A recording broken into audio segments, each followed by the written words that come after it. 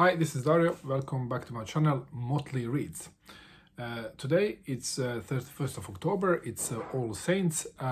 Here we've been downtown to the cemetery today, like most of the people here. On our way back, passed by a bookshop, bought a book, and then I thought, I've been quite busy with work during the last couple of months. Haven't been reading a lot, haven't been watching BookTube, haven't been doing any of my hobbies, but I've been continuing buying books and filling our library here at home with the books.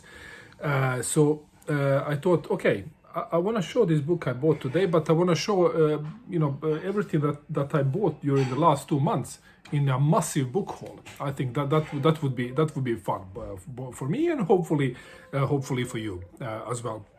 We live in a house here, and we have 2 shelves behind me. There are a couple of shelves over there. There are shelves in virtually every room. We have approximately 2,500 titles in the house, filling the house with the books we want to read. It's far from that we read everything, but we want to have a library of books that at some point we want to read.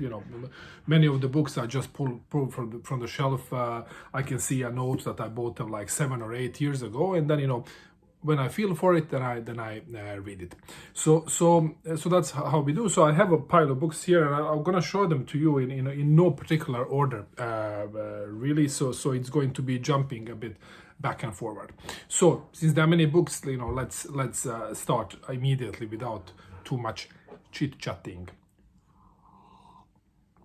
So first of all, the book that I bought today, I saw this book on a Kate House BookTube channel with one of her many Victober videos, fantastic Victober videos. She's doing it so great, and she talked about this book, Carmilla by Sheridan Le Fanu. So it's quite nice. And it says the cult classic that inspired Dracula. So this is a vampire novel that was written by this Irish author that I frankly never heard of, Sheridan Le Fanu. And he was active during the Victorian period. He was born 1814, died 1873. Was an Irish writer of Gothic tales, mystery novels, and ghost stories. And this book was an inspiration for Bram Stoker when he wrote Dracula, and later Anne Rice's Vampire Chronicles. So first big vampire novel, Carmilla. I'm really looking forward to this one. So that's the first one. Second, here is a book that I'm reading right now. It's Histories by Herodotus, here in a Swedish translation. It's a quite a thick volume. This is very well known book. I bought it in order to participate in a readathon that is hosted by Jack at the channel Rambling Raconteur, and there are lots of people here in this particular community of BookTube, where I think that I belong, if I belong anywhere, are participating in this readathon, and this readathon is happening during the month of November. So I'm reading this one, Herodotus history, and I'm a bit into it, like 54 pages so far, and it's written in very accessible language, so it's going to be fun. So next book here from the pile, it's The Victorians by Jeremy Paxman, and the subtitle of this book is Britain Through the Paintings of the Age. So here this book is presenting the Victorian life through the lens of painters of the time. Here you can see my favorite Turner with the Fighting Temeraire, Gustave Doré. You can see this is very well known by Frith, the Derby Day. So it is going through the everyday life in Victorian society through the paintings of the era. So quite interesting. Okay, then we have, let's take a couple of fiction books here. I have two books by a Croatian author, Robert Perišić. And these books I saw featured at the Camille's channel, the channel What Camille Reads. I'm sure most of you know about Camille. Is a fantastic booktuber, very smart and thorough book reviewer. So he talked about Robert Perišić, Croatian author that I frankly never heard of before since I don't live in Croatia, and he's a contemporary author there. So in some way I missed him. But got enlightened by Camille. So I bought two books of him. First one is this one. It's a Swedish translation of the book. It says Vår man på fältet. English translation is Our Man in Iraq. And this is a book about the Croatian post-war society. It says like this. I'm translating real time, so excuse if it sounds that it doesn't make sense. Zagreb 2003, the former Yugoslavia doesn't exist anymore. Croatia is turning its gaze towards Europe, and the East European capitalism is blooming. The old rock rebel Tin, he has become an economy journalist at a political magazine, and his life in a big city is moving in the right direction. But in the attack, in an attack of bad consciousness, I don't know. He fixes a job for his cousin from the country, a job as a war correspondent in Iraq. So it's sounds like fun. I was just looking at how it's written. It's a lot of dialogue, and it's a lot of quite fast-paced, so I think it's going to be fun to read this one. Second book by Robert Perišić is this one, No Signal Area. This is an English translation. This is his latest book. And this is the one that Camille reviewed in this video, and it says like this: Oleg and Nikola, hustlers, entrepreneurs, ambassadors of capitalism, have come to the town of N to build an obsolete turbine, never mind why. Enlisting the help of former engineer Sobotka, they reopened the old turbine factory, preaching the gospel of self-organization and bringing new life to the depressed post-communist town.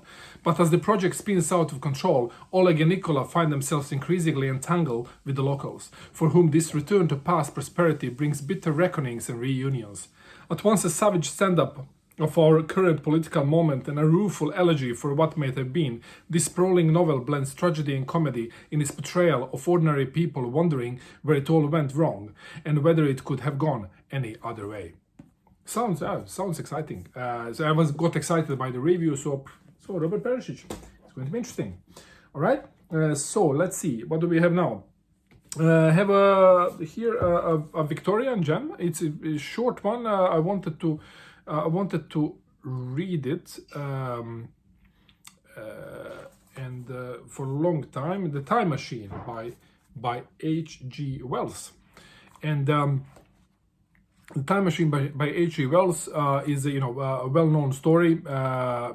It's as it says here, a chilling prophetic take on mankind's possible future. And this is also been made in a couple of screen adaptations.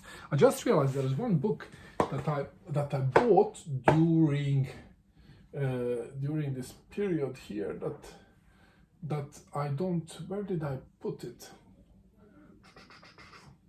Okay, doesn't matter. It is a strange tale of about Dr. Jekyll and Mr. Hyde by Robert Louis Stevenson that I read, and Robert Louis Stevenson book, or it's actually a novella or short story.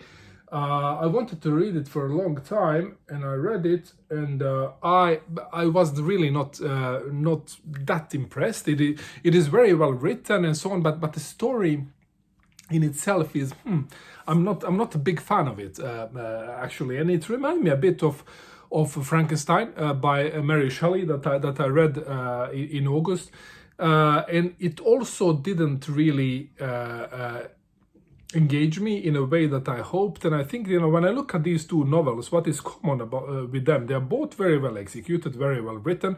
I like the writing style. What I don't like there is this science fiction part, which is unrealistic. I like science fiction quite a lot to read science fiction, but it is the science fiction I read is it's mostly space sagas. It's very, very far in the future. It is kind of built on a foundation of a future potential development in the field of science that even today scientists, especially cosmologists, are kind of dreaming about. It might be possible if this and that and so on. So when I read these space sagas, there is very remote but still logically possibility that this could be some future in thousands and thousands of years forward. But when I read both Frankenstein and Dr. Jekyll and Mr. Hyde, the in Frankenstein putting together pieces of a dead person, and it becomes this monster that is very, very smart, learns very fast, it's moving very fast, it's everywhere, it's appearing, disappearing, it's too unrealistic. Speaking of speaking of unrealistic, but okay. And the same thing is Dr. Jekyll and Mr. Hyde. He's drinking this potion. Okay, I can understand. Okay, if the play was around, twisted about double personality, but here he changed the shape physically, and that kind of bothers me. And then I cannot really focus and like the novel. It just annoys me. So that's with Dr. Jekyll and Mr. Hyde. I wasn't really impressed by it. Okay, just a short diversion. I think it is in my bedroom actually. I bought this. It is Penguin Classics Black Spine edition. Okay, so let's get back to the pile that I have in front of me here. So now another non-fiction book. Let's go back to the non-fiction. I have a biography of Jane Austen, Alive, by Claire Tomalin. I saw this one during Jane Austen July. Several booktubers featured this one. I know that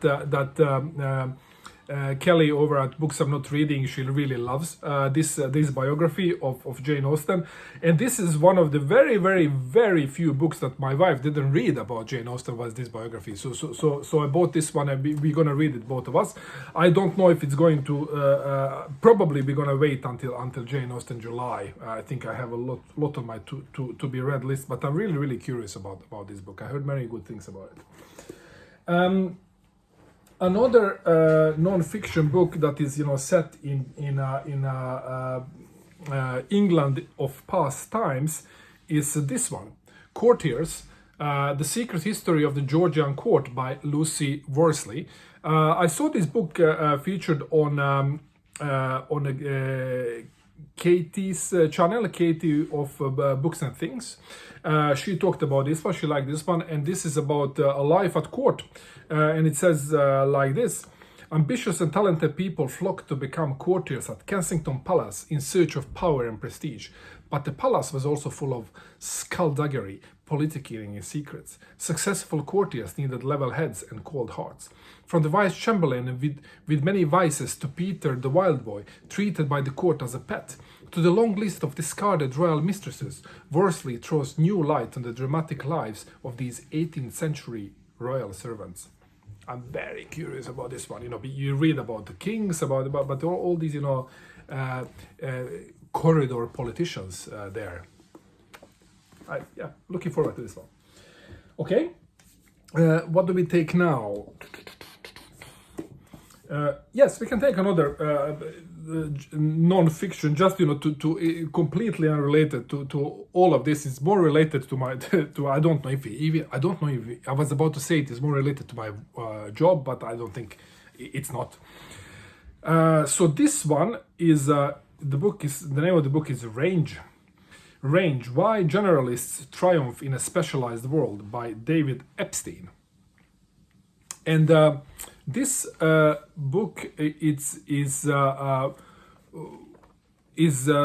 what I understand is talking about the success that generalists have had, I think, in a world of business primarily, because we are really very much into experts. We are talking about you need to do something 10,000 hours to become an expert. When you become an expert, then you become a successful, and so on and so forth. But then when you look at really successful people out there, the most of them are actually not experts; they are journalists. I think this book is about that. So I'm looking forward to read this one, perhaps because I consider myself being a generalist, so I want to read something that say that that we generalists are good at something. So Range. Okay, so another non-fiction is this one. It's in Swedish and it doesn't exist in English actually, but I thought I'm gonna show it to you anyways because I think it's pretty interesting story to be told. And this book is called Expeditionen, min kärlekshistoria by Bea Usma, and it says Expedition, my love story by Bea Usma. This book is about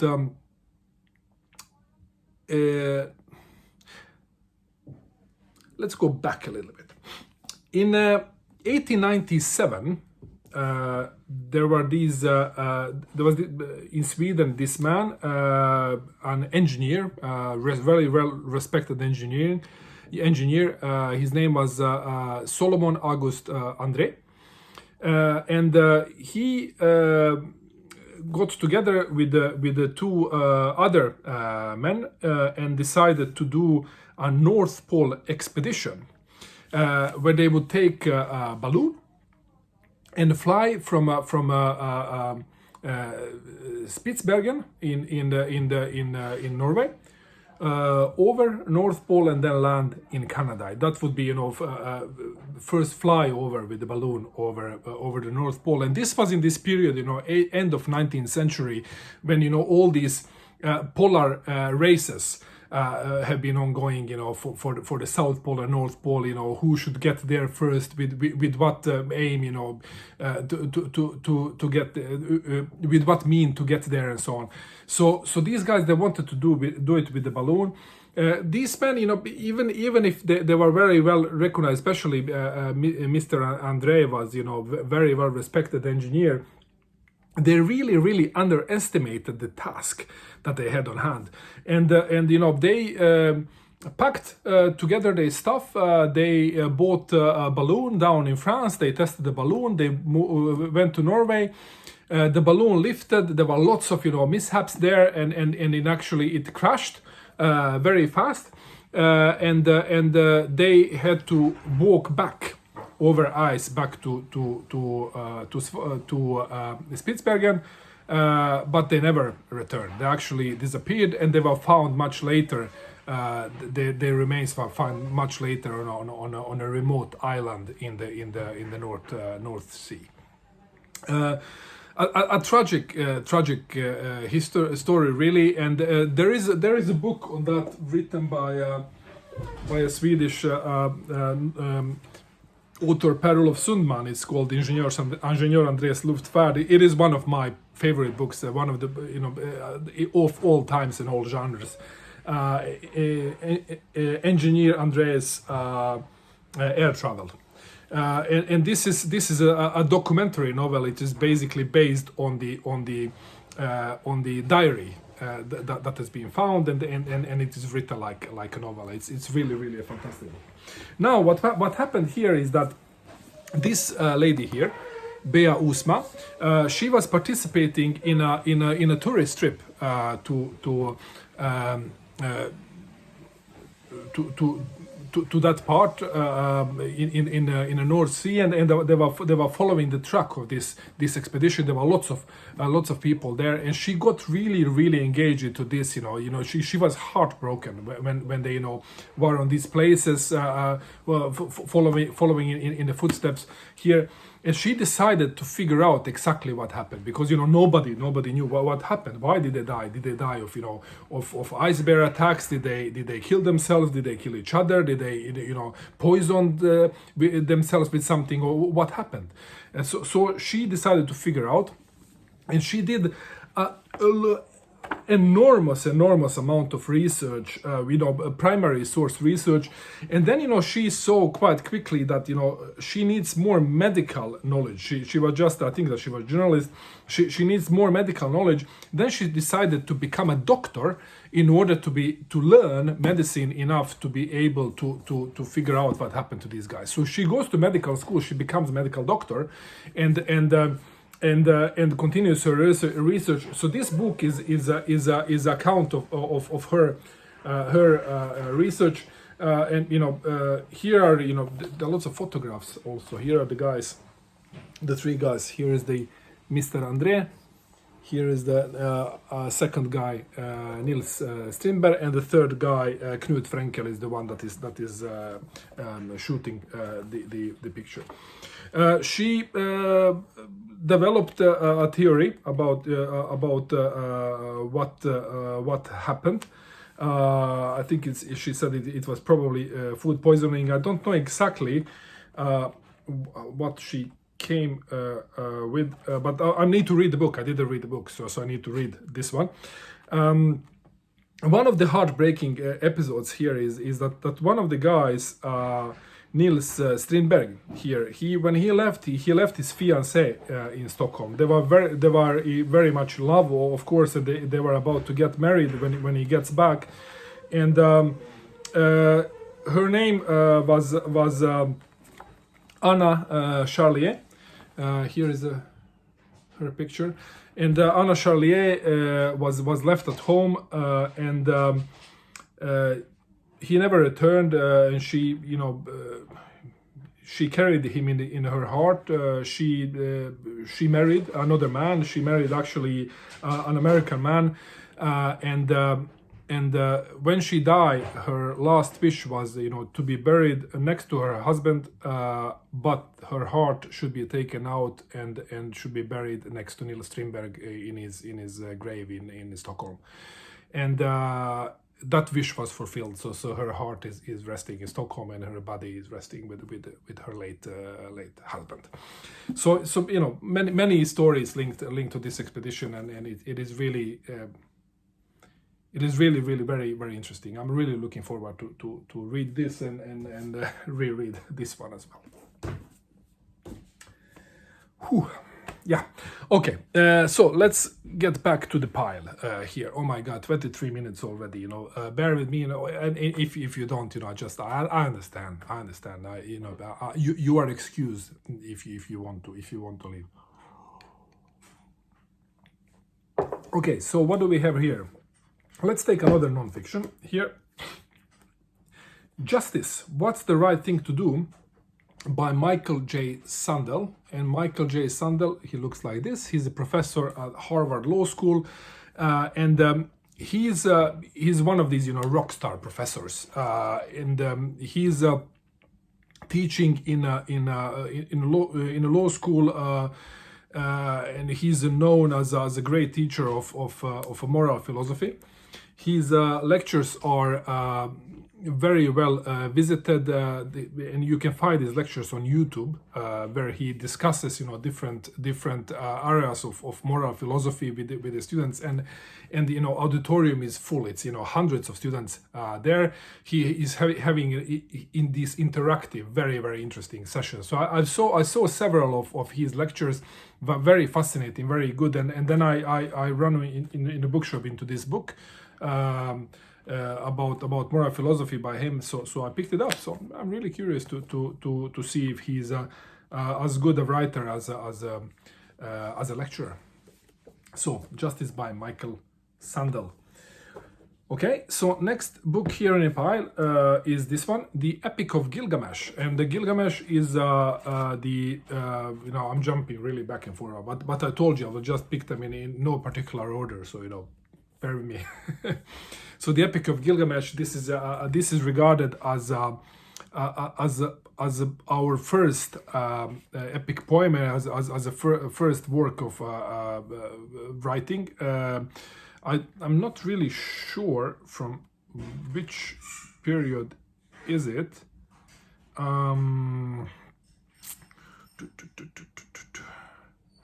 The oldest surviving fragments of the epic are the work of an anonymous Babylonian poet who lived more than 3,700 years ago.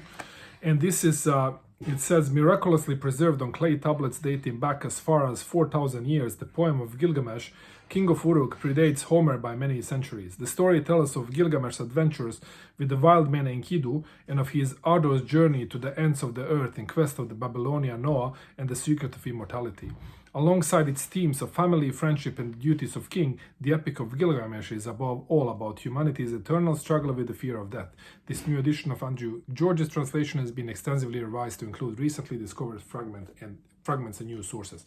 I've heard about Gilgamesh several times, during my school years. It is always mentioned, it's always referenced, and every time I read about it, there's small, fragments, you get like, oh, this sounds like it is written today. It's so interesting, and then nothing more. It's just small fragments. So I thought about it a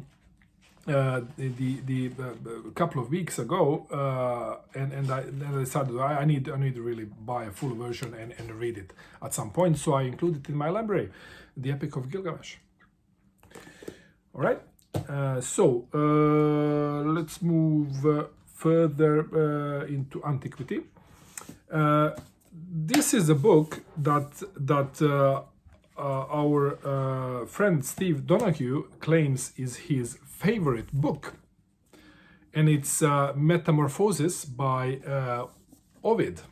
That I never read. Again, he also this is a work that you find in anthologies when you study literature in high school, and even if you continue at university, you get these fragments, but never the whole thing. And since Steve was talking so much about Ovid, how much he likes this work, and it's a guy who read everything that is ever written, finds this being his favorite. I mean, I thought I really have to read it. So Metamorphoses, and here is in a Swedish translation. So another work from the antiquity is the Confessions by the Saint Augustine. Here in Swedish translation, Bekännelser is it called, and this is a work written by Saint Augustine, and I think this is let's see, I think it's about 400 before 400 this our era, so it's like 1600 years ago. I cannot find it when he lived, but it is 1600 years, and this is Saint Augustine's account of his story of his life and how he became a Christian, and his relationship with the faith, with the divine, with the God. And this work is thought to be one of the founding works in all Western Christianity. So much of the much of the Christian thought, and in Catholic Church and even Protestant churches is found on teachings of Saint Augustine. So yeah, looking forward to read this one. Another one is from antiquity. It's actually two books here that I run into this also recently, and this is a book I always wanted to have. It is a collection of stories, 1001 Night or Arabian Nights, and it is very well known. It's a story of Scheherazade, who tells stories for King Shahryar to prevent him from executing her. So she tells him one story every day, and these are the stories that are well known, like Aladdin, like Ali Baba and 40 robbers. I think it's in English.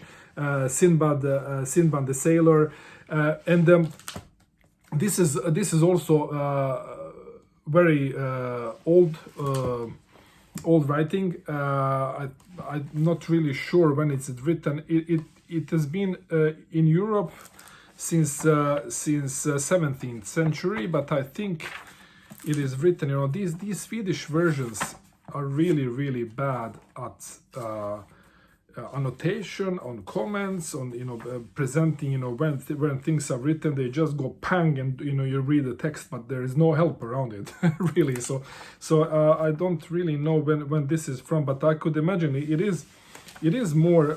It is probably more than 1,000 years old, and I have these two volumes. Here from with selected tales from Arabian Nights. So this is, I wanted to include them into my library, and every time I get feel for some Oriental reading, which I get from time to time. Actually, I could just pull it out from my shelf and read a story. Today, when I get it, I don't know what to do. I need to go to Disney and watch Aladdin. So this is So this is one I'm going to return to several times. So I'm looking forward to that. So I'm coming towards end. I have 3 more books in the pile here, and these are the first. All three of them are actually Victorian. First one is this one by George Eliot, Scenes of a Clerical Life, and it is. It says like this: George Eliot's first published work consisted of 3 short novellas. The Sad Fortunes of the Reverend Amos Barton, Mr. Gilfil's Love Story, and Janet's Repentance. The depiction of the lives of ordinary men and women in a provincial Midlands town initiated a new era of 19th century literary realism. The tales concern rural members of the clergy and the gossip and factions that the small town generates around them. And quite interesting I see this as a kind of work of a folklore, fictional folklore. So I'm looking forward to learn more about the Victorian society through this book, and this is in beautiful Oxford World Classics version, and this is a view of Osmington village with the church and vicarage from 1816 by John Constable. And this particular work is you can find it at Yale Center for British Art. We were in New Haven 4 years ago. I wanted to visit Yale Center for British Art, but we came there on Monday, and on Mondays it was closed. So next time in New Haven, I'm gonna see this. So this is very nice work. I really like these Oxford World Classics editions. Okay, second one is the Way We Live Now by Anthony Trollope. And Anthony Trollope is actually an author that I know almost nothing about. Most of the Victorian authors, I heard of and I read, from a young age things. But Anthony Trollope, it is when I started following BookTube where actually Trollope popped up. And I got really interested, and I see that many of you really love Trollope. So I thought, okay, I need to get something by Trollope. So when I was in London a couple of weeks ago, I stepped into Waterstones and browsed through the Trollope shelf and found this one seemed to be right down my alley. It is a work of satire, and it is about a swindler, a businessman, a financier, and I like these types of settings. So yeah, I'm looking forward to read it. And the final book on my pile here is another chunkster, Victorian chunkster, and it's Bleak House by Charles Dickens. And this book I acquired because Mia and I have decided to do a buddy read on this one in December. So, you know, she bought her copy of Bleak House a couple of years ago, and it's been on our shelf, and, you know, she was opening it several times and, you know, reading start, and this looks like lots of fun, but it's so long and intimidating, so she always found something else to read. And then we saw one of Katie Lumsden's videos on Charles Dickens, and she was talking about Bleak House, and then we said, okay, we really need to read Bleak House. So then we decided, okay, let's do a buddy read in December. So I acquired this copy, so we will do this, and I'm really looking forward to it. We always have, you know, the first page challenge when we you know, to select what to read. So just to read the first page in the Bleak House, and you are complete. You're sucked in immediately. So I'm really looking forward to this one. So this is my pile of books that I acquired for my library here during the last 2 months, and you know, at some point I will need to, you know, join this movement of a year of reading your own to catch up with all the things. But, you know, hey, you know, being among books and being able just to pull out from a shelf whatever your heart feels for, whenever you feel, is just it's such a privilege, isn't it? So now it's 36 minutes, and, you know, for all of you brave souls that have been with me throughout these 36 minutes of unstructured rambling, thank you very much, and good reading. Bye.